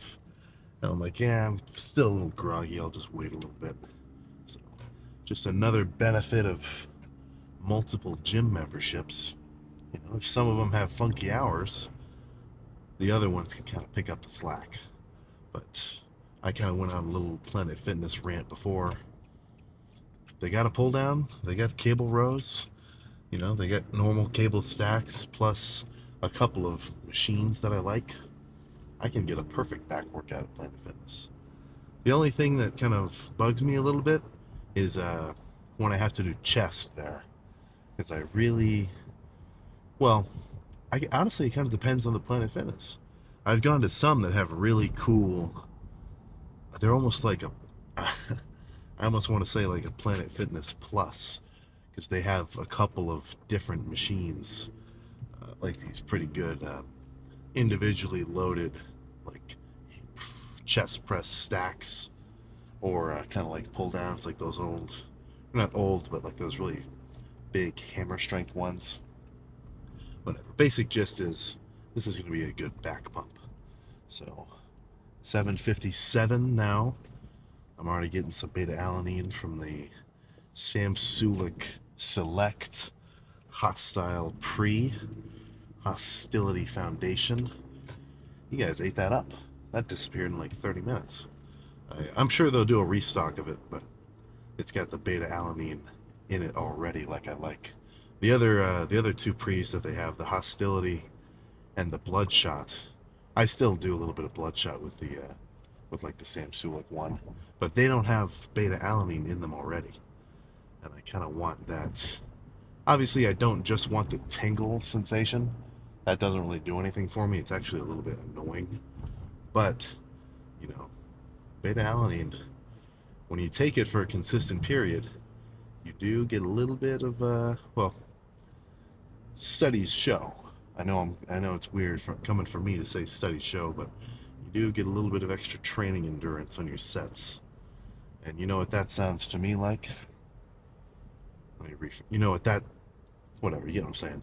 That sounds like harder sets, better lifts, better pumps. Come on. That is right up my freaking alley. So, I could. I was about to say I want to start on pull downs, but I've kind of got into a habit of starting all my back days with pull downs. So I think in the spirit of changing it up, I should probably start off with some rows of some kind. That might be a little bit better. I don't know. I'll see. Either way, the lift is going to be kind of a back and forth. But sometimes I kind of change that up too. I don't do a dedicated like lat focused day and then a dedicated like mid back traps, you know, Terry's major rhomboids focus kind of day. Every back day I usually just try to get a complete back pump with a relatively even amount of work for my lats and my, you know, upper back traps, whatever. Some days I do a little more rows, some days I do a little more pull downs, but for the most part, I think hitting it like that, it's not the worst way to go about it. But you know, at the end of the lift, I feel like I want to have a complete pump. It's the whole point of the pump check. So that kind of makes me think that I want to do a few sets of really lat bias stuff like pull downs and pullovers, and then go back and forth between those and rows. So when I'm done, you know, my whole back is just fully pumped. But then, you know, part of me thinks maybe I should just get all my lat work or all my direct lat work out of the way before I finish my, you know, rows at the end. But no matter how you go about it, as long as you get your good pull down sets in, you know, plus your rows, you have a good lift, you get a good pump, you know that you actually pushed yourself hard. Everything else, you know, sets, reps, and RPEs and AMREP or any other fancy terminology, it's kind of just, I think that can sort of cloud your mind when it comes to your approach in the gym. You know, I don't see anything wrong with not even knowing what reps in reserve means. And just going into the gym and making sure that every one of your sets, you know, you seriously pushed it hard.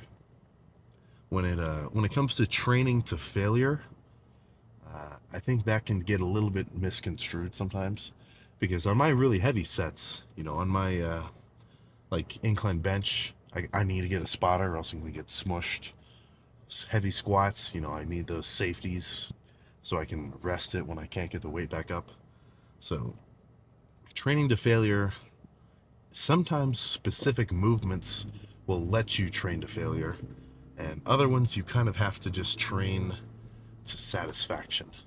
So like I was saying, with a bench or a squat, it's not very hard to, you know, do a lot of weight and get to a point where you physically just cannot do another rep. Same thing with like dumbbell curls, or what's another good one?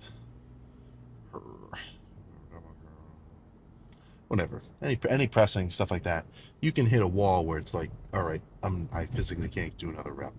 or at least you're like right on the cusp of not being able to do another one. Maybe you had one in the tank, but it just, you couldn't get it out. But with other movements like leg extensions or leg curls, tricep push downs, side laterals, pec flies, with those kind of movements, you can kind of just keep pumping out partials a little bit. So I could reach a point doing lat pull downs where I can no longer pull the bar all the way down to like chin height, but that doesn't mean that the set is done, because I could still get it to, nose height for maybe two, and then maybe, you know, brim height, top of the head, a couple inches above, and just keep on forcing reps until I can really only move the bar a couple of inches. I like those, I like doing the weighted, not even weighted, but I like doing the partials at the end of a set once I can no longer do complete reps. But yeah, that's the kind of set where instead of, okay, I physically can't do another rep, I'm done, the set's over, that was failure. With a set like that, that's like, okay, I get to my last rep and I know, okay, that was a good one, I can put it down now. So when it comes to being able to call a set and say to yourself, okay, that was good. I did enough partials of leg extensions. That was a good one. That's where you kind of have to not be a chump and actually push yourself. Because I could do a set of pull downs, and I could, or I mean, I guess if you're training with your buddy or whatever, you could probably pretend to hit failure. You could pretend to do a hard set, and just be like, oh, that was a good one. But you had like 10 reps in reserve. Oh my goodness. Pretending to do a hard set. Holy shit. I've never thought of anything more preposterous. Oh my god. Holy shit. Okay. 8:04. I'm like 3 minutes out. Let's just park, get in there, get warm, and then jump to the first working set. In front of me, for whether or not one of us is going to be able to pull through or back up, and it looks like I won. Very nice. So solid back day, man. What else can I say? Solid rows. That first set of pull downs with the 2 individual D handles, not the biggest fan. It was a good set, don't get me wrong, but certainly not my favorite. Kind of just had to jump on that one out of necessity. My basic survival instincts to get all the volume that I wanted to do, combined with the fact that the gym was closing, I didn't have unlimited time. It kind of made me jump the gun and do a movement which I don't necessarily love. But that's good for you. That's probably good for you to do some movements out of the ordinary. At least, out of the ordinary for your general style of training, just to make sure it doesn't get stale. I don't necessarily think that inside of my muscles, if I do a movement that I haven't done for a while, they're like, holy fuck, Sam, you're shocking me.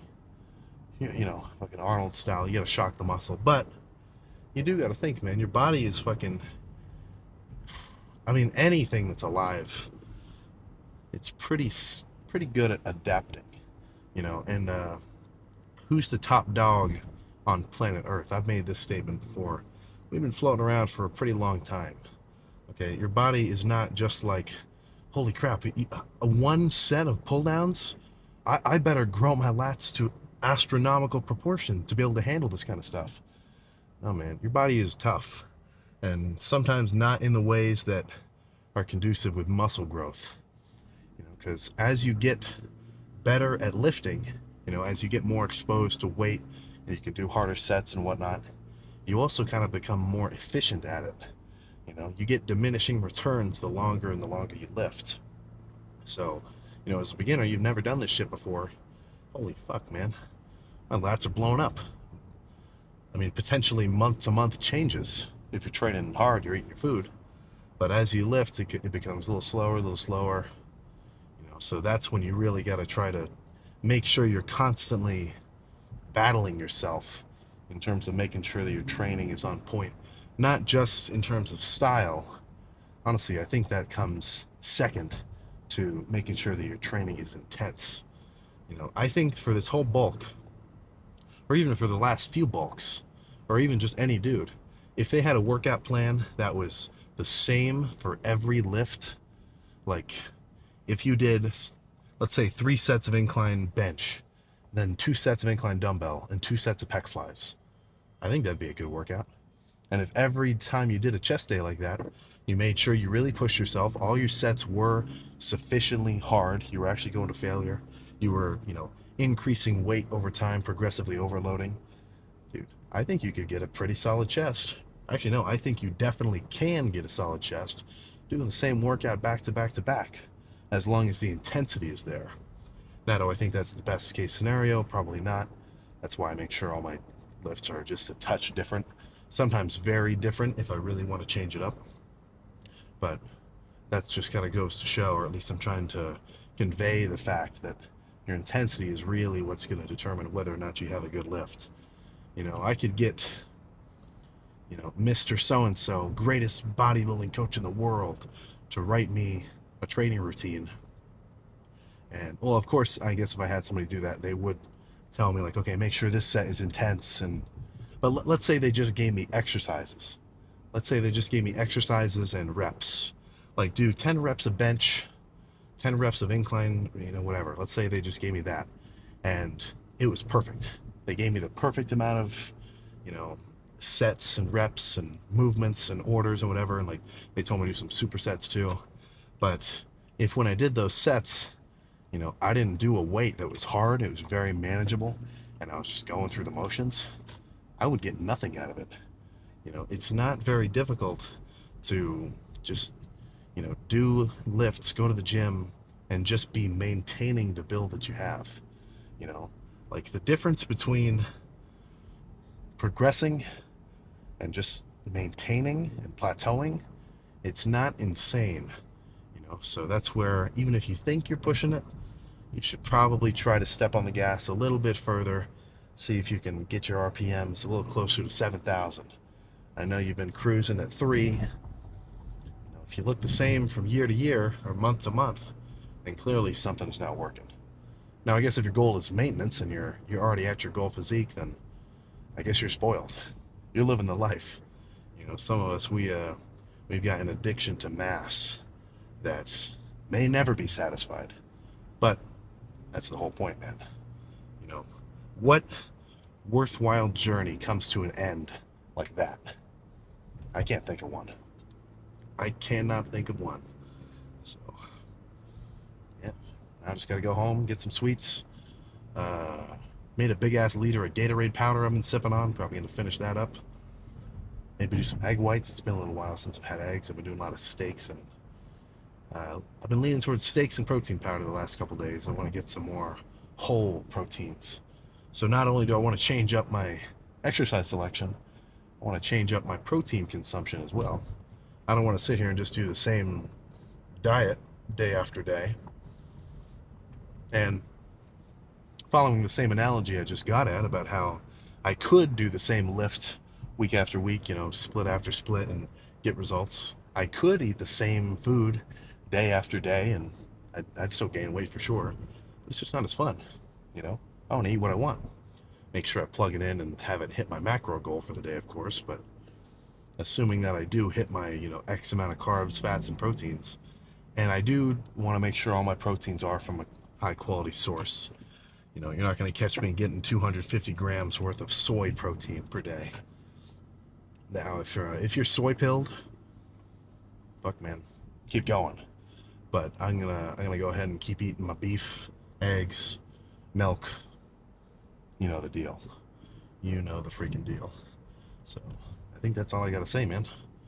Apart from the fact that the dry air is chapping my lips, everything is going quite well. So let's just keep this bulk going for the next. Don't even get me started on predicting how long it's gonna be. Back in like day 50 of the spring bulk earlier this year, I was like, we'll go to day 100 and then be done. Went a little further than that, but I guess we'll just have to see. Either way, at the end of it, I I don't want to be able to fit in the clothes that I'm wearing right now. That is for sure. So, cardio in the morning, arm day tomorrow. Make sure you have a good, fuck man, just have a good day. And when I say have a good day, I really mean have a good lift. I think you know that. So, I'll freaking see you tomorrow. The fact that we're headed over to throw legs around at the YMCA. So, I've got about 3 more days worth of school for this semester at least. So, not something I love thinking about because I got a lot of work and studying and projects to make sure I have totally finished before I can, totally chill for the winter. But I'll just try not to think about it. At least not for the next hour and a half while I try to break down my hamstrings and quads into the basic fiber of their beings. Hamstrings, of course, is going to be done. Well, it's definitely going to be started off with laying hamstring curls. At this gym, that's just the best hamstring machine that I use. I could do the seated hamstring curl, but something about that one, it just doesn't really hit me that well. I don't know if it's like the machine itself, or maybe I just haven't been adjusting the seat right. There are some seated hamstring curls which I love, but this one's just kind of There is most certainly a difference in hitting in like the stimulus of your hamstring from doing laying to seated. So for variability's sake, I should probably throw some seated in there too. But I get such a crazy pump and burn from the laying hamstring curls. I think I might just be a little bit more inclined to stick with those. So after a few there, once I'm warmed up and strong and I feel fresh, and I'll be able to throw around the stack for, so-and-so amount of reps. Obviously controlling the first couple when I'm strong, getting a full range of motion. But then once I'm on to, the partials, I'll just burn out until I can barely move. I don't think that's a bad way to go about it. I'd say a few of those and then move on to cable RDLs, kind of jerry-rig a little bit of a setup over there. So RDLs on their own are already kind of funky. It's a kind of tricky movement to be able to actually do correctly and only feel your hamstrings firing. But I guess it's really just sort of, I want to say something you just kind of learn over time, but I don't know, man. It's just a little bit tricky because your body wants to use your glutes and your hamstring. No, it wants to use your glutes and your lower back. Pretty much the other two big key muscle groups in your posterior chain, things that are helping you pull things up, like in a deadlift. So you kind of have to be acquainted enough with your build, and have a little bit of muscle control to be able to keep your glutes and your lower back loose. I mean, obviously tight enough for safety's sake, but loose enough and not contracting so that your hamstrings are what are really doing all the work. So you can do them with a straight bar or on a Smith machine or with dumbbells, but I never feel it better than when I do it with 2 cables. I kind of have to jerry-rig a little setup, but we'll get into that later. And then legs, or no. Quads. Quads is just going to be leg extensions primarily. I'm chilling out on squats for a little bit, just because I want to make sure my whole little lower pressing system gets back to baseline.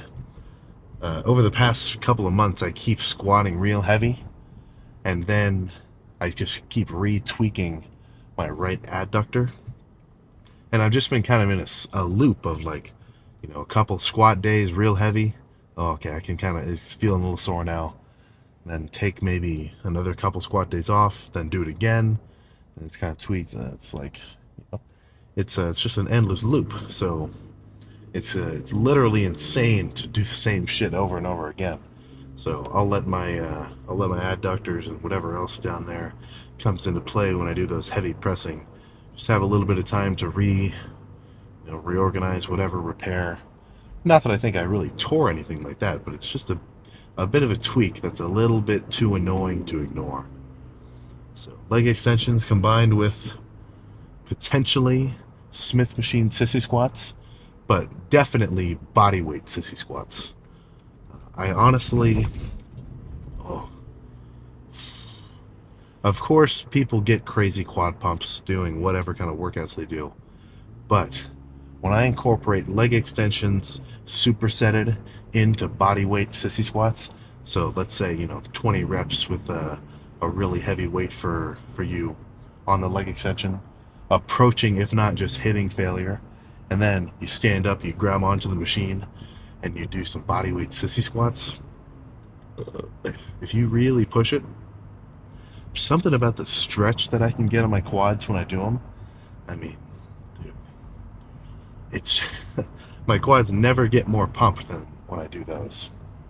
So, apart from the fact that I've got to actually get in there and see how everything feels. I mean, hey, maybe I do those laying hamstring curls and I say, oh, this kind of feels like shit. I don't want to do any more of this.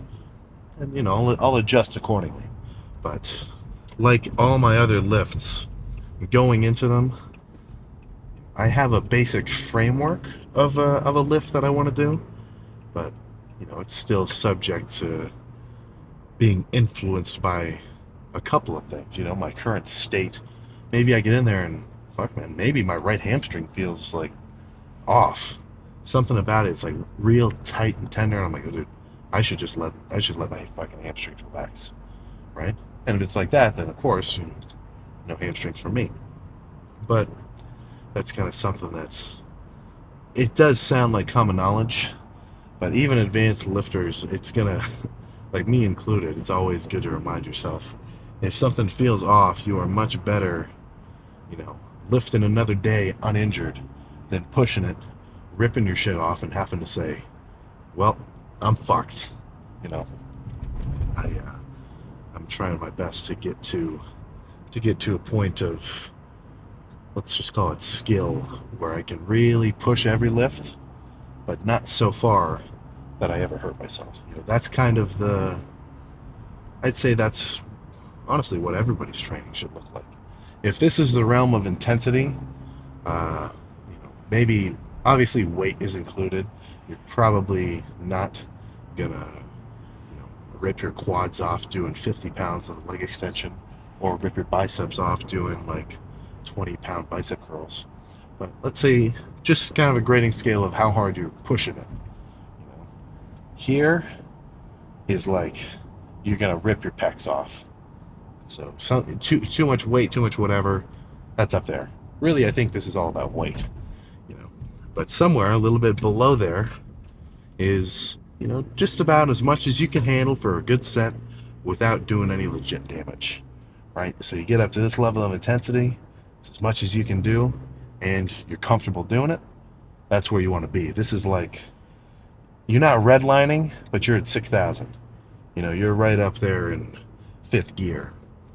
You don't want to go over. So, not too much time to dilly-dally. I was fucking sleepy before I actually got up and took my pre and everything else, so I kind of delayed the lift a touch. Let's get in there, get warmed up. I got to do a little bit of calves before I actually start hamstrings, because if I don't do a little bit of calves, then my hamstrings feel a little bit tight. Like as I do the curls, I can kind of feel in like the pit of my knees, like, oh, that's a little bit uncomfortable.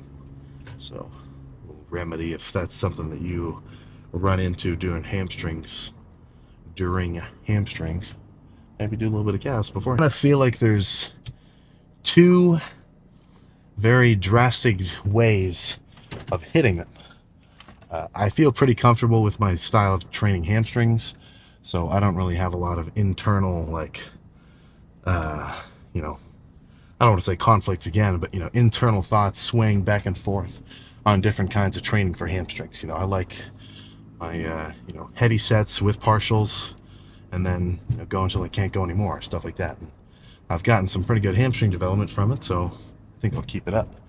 But with quads, part of me thinks I should hit quads with a little bit more volume. And I'll explain why I think this.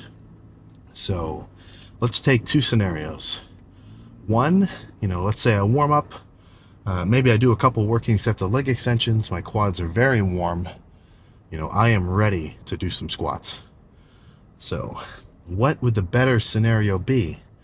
Maybe one set of like 5 plates for, like 10.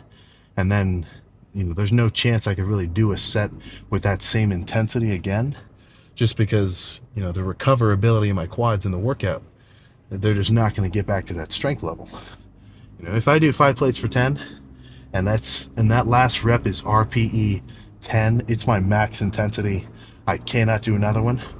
Or better yet, I just actually hit failure and then have to re-rack it.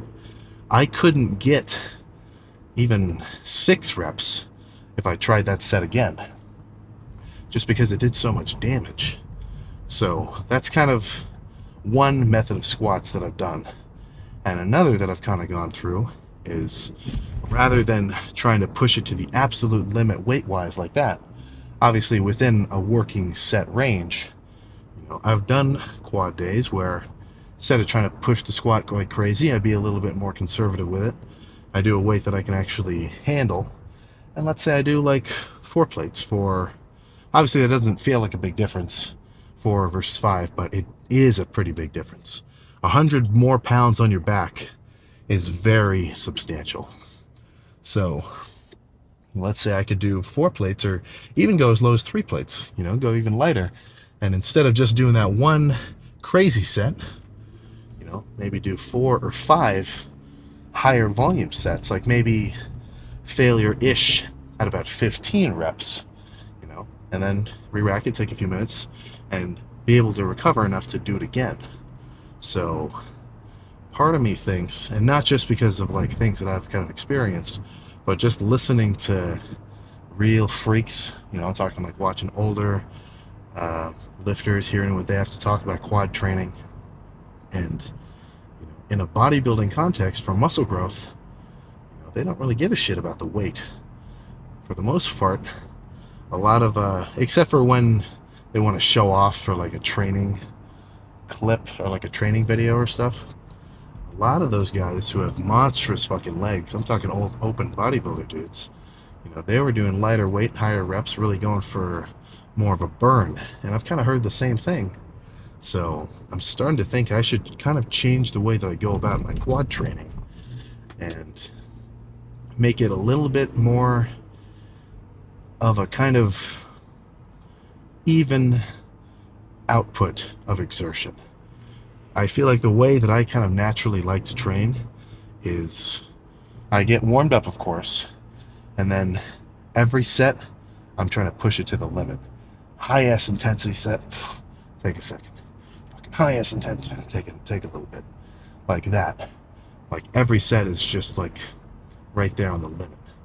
But I think I'll be able to get more work done on my quads if, maybe I chill out with the actual physical strain of the sets, like in terms of their weight and everything else, and maybe be a bit more methodical. So I'm starting to think that for quads, I may benefit more so from lighter squeezing reps, kind of higher volume, really burning kind of stuff, rather than, my kind of super heavy method, because I mean, strong quads are not inherently big quads, I don't want to say any slander or anything like that, but in the general scheme of like size, we've got absolute freaks, and of course they're strong. If you have a lot of muscle, you are strong. You can physically move a lot of weight. Mass moves mass. I could believe that wholeheartedly. But, we got dudes like Larry Wheels or a ton of other power lifters. He just kind of comes to mind. And like he's got big legs, of course. He's a total freak. But you wouldn't necessarily guess, purely by looking at his legs, that that dude can squat like 900 pounds. So I think I need to kind of have a little bit of a internal talk with myself and sort of say, all right, man, like, it's cool throwing around a lot of weight. I know you like it, but I think you're better off going a little bit more conservative with it and doing these sets that really burn. I kind of think that subconsciously I prefer doing my really heavy sets with quads, like trying to do really heavy leg extensions and my really heavy squats, because it's easier for me to hit failure, because it's not so much of an endurance test, right? For me to do a set of squats where it's heavy enough that I fail at 8 reps, that's a little bit easier for me than to do a set of squats where I would fail at like 20 reps. And I'm not just saying like an endurance test, like I do the set and like halfway through it I'm like like I can't breathe. I'm just talking about the fucking pain that a long squeezing set of quads gives you. So I think it's almost a situation where it's like, you know what you don't want to do, and that just happens to be exactly what you should do. You know, you're fucking laying down at home, oh, I don't want to do my fucking homework, but I should, like some shit like that. So I think I may need to change my style up. Maybe I'll watch some old quad training videos and get some new material in my mind. I'm starting to think I should also throw some lunges in. That would pretty much fit the demographic of the kind of sets that I'm thinking about. Very long, strenuous, burning sets. I think that'd be good for me. But then again, I don't have 0 quads. I've clearly been doing something. So, you know, every time I kind of talk about like, oh, I really want to kind of change up my style of this, let's say I do change it up and it is much better. I'm definitely going to make a little more gains if the training is, you know, better stimulus. But as long as you go in the gym and you go hard and you're doing a reasonably formatted workout, it's not like you can do one where you go in, you really push it, you can feel your quads the day after, and like walking down the steps of the gym, you actually got to hold on to the handrail for real. Now, if you're doing shit like that, you're still going to be on the path towards progress, as long as you couple that training with hitting your protein and calories, plus at least a decent night's sleep. I'm kind of an asshole about that, and I'm really only cutting myself short by not making sure I get my solid 8 hours a night. But you gotta, man. You know, speaking of that, I used to do melatonin for a while. I don't think it really did anything for me. I think what I really ought to do is just fucking stay away from blue light, figure out how to detach myself from my phone, and, you know, kind of just go to sleep with my thoughts. And fuck, man, for some people that could be rough. So, you know, maybe you gotta kind of train your mind as well if you're dealing with any kind of internal mumbo jumbo, right? Anything that's kind of clouding your mental state. I mean, in a training context, your results will be affected. You know, where the mind goes, the body follows. I believe that with every fiber of my freaking being. You know, so if in your mind you feel like a chump, guess what, man? You're gonna act like one. So fake it till you make it, dog. Put a smile on. Get in the gym. Fucking, if you're not hyped up, fucking pretend you're hyped up. And eventually, honestly, just going through that little motion, you'll start getting excited for real, you know? So I keep referencing this, but if right now you're in the it's so over mentality, don't worry, man. Don't worry. Just try to keep yourself on track. Keep moving. And soon enough, you're going to be like, we're so back. I got to stop saying that. I feel like I say that every 3rd video. Too true, though. Too freaking true. So, I'm going to get home, get some grub, drink a fuck ton of water, plus electrolytes. I don't have any Silo 9 with me at home. Little electrolyte amino acid blend, which I do like. So I'll have to get some kind of electrolyte packet. But last part of this little post-workout rant, you are not well hydrated. I guarantee it. I can almost guarantee it. I know you don't have a jug full of fucking electrolytes every day and you're just constantly sipping on it, dude. You know. Oh, but I mean, I had half my hydro flask today. What the fuck? Not enough. I'm serious. You will notice a difference when you're fully hydrated. No more random ass cramps, no headaches, better training. Even if you're not eating in a crazy surplus, if you're fully saturated with all your magnesium and potassium and calcium and, you know, everything else under... Oh, holy fuck! Jesus Christ. That guy just ran a stop sign and almost killed me. Actually, I probably would have been okay, but fucking hell, man. If I was prone to insane road rage, I could definitely foresee following this type of dude. Oh my god. Holy shit. Be careful. Be fucking careful, man. Even if you're on top of everything, people can just run out of the stop sign and smack you. That would have been fucked. Holy shit. Oh my god. Well, that's enough near crash scares for one day. Get home if you're doing some random bullshit. Get your pre in your system. If you're lifting in a while, get a big ass meal in you, full of carbs. If you want to get some treats in there too, a little bit of sugars, I'm not gonna blame you. In fact, I might even encourage it, honestly. Even when I'm cutting down and I'm in a calorie deficit, pre-workout, I want a little treat. You know, I want some fucking... I'll do a bag of Skittles pre-workout, even when I'm dieting, because it's not... Oh crap, dude! You're eating Skittles. You're not in a deficit. You're not dieting at all. That's just 50 grams of carbs. You know, pretty easily digestible carbs, which, you know, they're gonna spike. It's gonna spike my blood sugar. Help me have a better workout. You know. So, we're really just hitting all sorts of topics now, but I think that's a perfect time to end it. So, like I said, I'm gonna get home, worry about all the school shit that I've put off until the very last minute, get ready for cardio in the morning after a good night's rest, and then tomorrow's going to be chest. So, not sure where I'm going to go for that, but I can guarantee it's going to be a freaky ass pump. So I will see you next time.